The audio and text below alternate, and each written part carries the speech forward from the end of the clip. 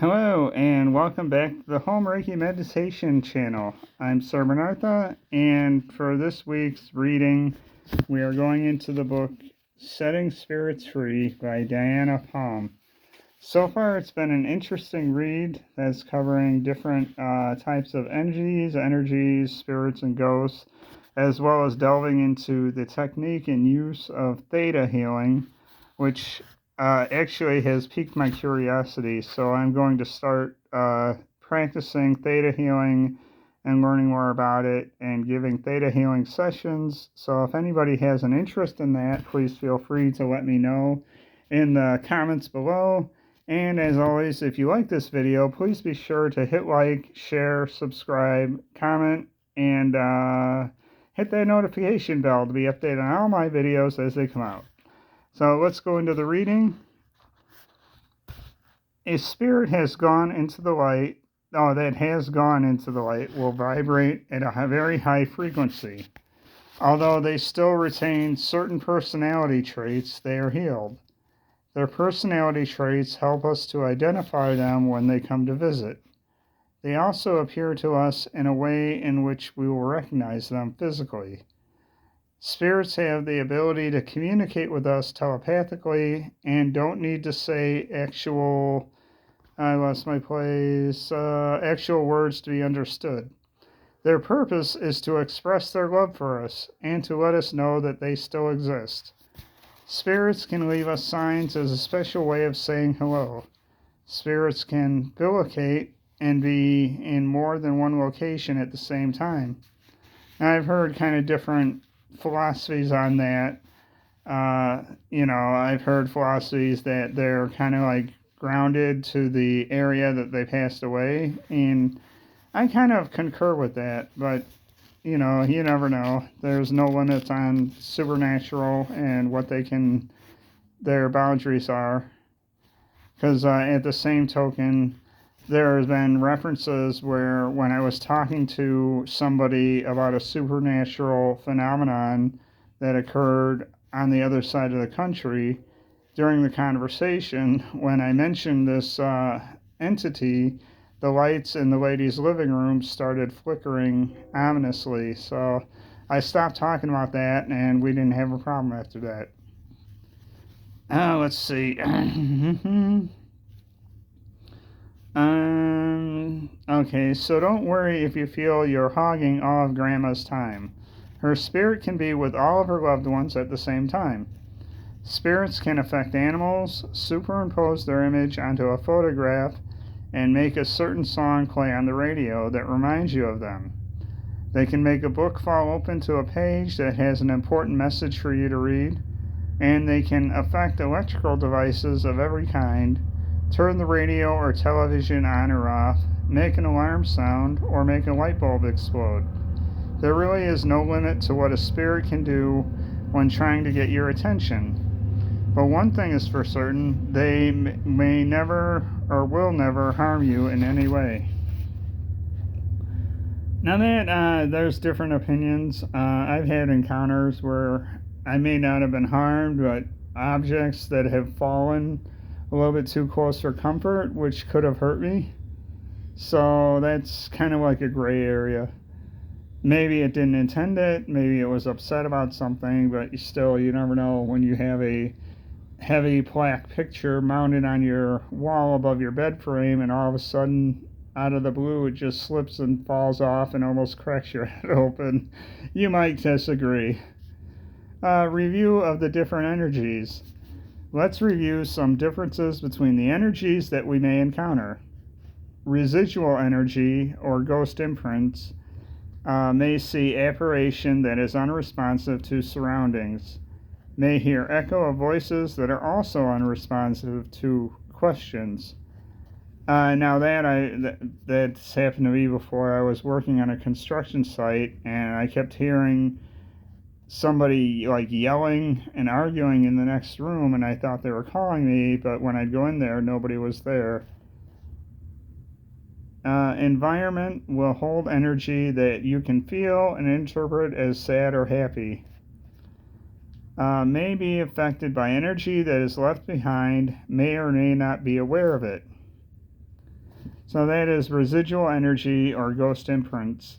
And there's a lot of sound reasoning to that, because if you're ever in an area that has negative like vibe, it kind of affects the whole area, and it's not always limited to one house or one geographical location. I believe through time, if left unhealed, it can spread in the vicinity and cover like neighborhoods, cities, whole areas. I mean, I lived in a couple of residential areas where the whole town kind of felt like a Stephen King story, and everybody was either depressed or angry or off or on alcohol or medication. A lot of chaos and toxicity. Ghosts.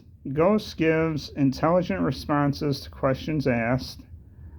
So that's like if you're in an encounter of a ghost, you can maybe say, if this is so and so, please knock once or knock twice for no, and then you might hear a knock. Can assert some type of communication, can move things.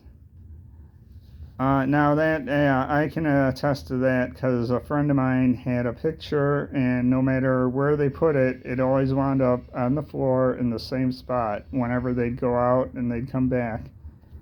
And him and his wife thought people were messing with them, but it even happened when nobody was there. But then again, they're skeptics. They refuse to believe in the supernatural, so of course somebody had to go into their place and do that. It couldn't be an unknown element. Often causes electronic devices to malfunction, will drain batteries on investigation equipment, can appear as a shadow or a full body apparition. A lower vibration can cause headaches and upper respiratory problems in the living. Presence can cause chaos and drama with the living, and appear as being sick, injured, or confused. May cause cold spots in a room. Now that is something. I grew up in a house that was very much like Amityville, and all year round, this one hallway between our bedrooms outside was always ice cold. And there's actually a lot of weird occurrences in that house growing up, and even weirder, after we moved out, there was an incident that caused the house to wind up being burned down. And I'm always curious, because now today it's a gas station, and I would kind of like to know if the corks there, if they ever spot anything off, or if the ground has been cured. May cause goosebumps in the living. Now, I think we all get that when you're walking through an area and you feel the psychic vibrations of supernatural. It can cause prickling and goosebumps on your neck and arms. And it's just like a psychic radar. There's actually a park where I used to live in a Grange where I would go through that, walking through at night. And I don't know, just the sense of it, I didn't stay around. So I didn't try to use any healing techniques on it or try to get anything to pass over. I just left it alone and passed through. Let's see. Will return to a place where they felt most comfortable or where they last remember being, which could be a home, bar, or where they died. Environment has a denser feeling than normal. We call that negative energy, where the air feels kind of heavier and more stagnant. Can attach to the living and will drain their energy. Families of unhealed spirits cannot heal from their grief. Apparition appears to be on the same level that we are because it is earthbound. Apparition is dull and may appear in gray tones. Now, I've kind of seen something like that. We had a neighbor that thought I was home from work one day, and they saw an individual walking around the house. They took a video of it, And it's hard to tell if, they could have been playing a prank, they could have added in a filter, but it looked like the apparition of one of my uncles who passed, who was walking around the side of the house. Plus, I've encountered shadow people, and that's no fun either, on a couple of occasions. And that was before I knew how to deal with them, knew how to, send them to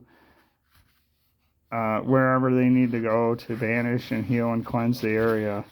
So as a kid, that was very scary, especially waking up in the middle of the night and having a couple of them fighting over me. So it was really freaky. Spirits. Spirit's vibration is higher, which means the spirit is healed, will be able to visit you in a dream and may offer a healing message. Often manipulate the environment to deliver signs to the living. Can often cause electronic devices to malfunction. Can move things. Apparition is recognized by loved ones and tend to be most active on holidays and special occasions. Possible for them to assist you from the other side and have your best interest at heart. Presence is perceived with a warm and expansive feeling in the heart. Can be with multiple people simultaneously and not limited to one location. Apparition may be slightly higher than our level and seems to be floating when moving. So that is the topic on negative energy, spirits, or ghosts and spirits. There is some slight variation and distinction between each of them, as well as entities and attachments and all that other fun stuff that you can discover into the supernatural realm. If you'd like to hear more about this, please let me know in the comments below, or send me an email at sirbernarth@gmail.com, and I can do a cleansing, healing, and theta protection for you. With that, that's the end of the video, so have a good day and keep healing.